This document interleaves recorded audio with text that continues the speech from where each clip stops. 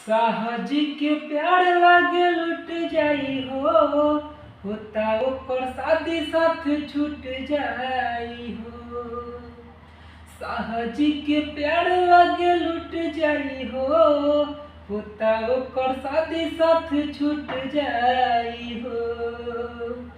ओकरा बिना हम जी नहीं पाइब, दिल के सुकून नहीं मिली हो।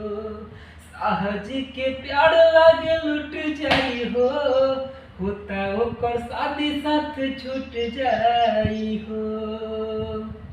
सात समुंदर के जेतना हो गहरा, प्यार बाटे तो हंसे का केहू लगाई पहाड़ा। विजय विकास जवन कइले बारे वादा, सातो जन्म लेना बदली रा।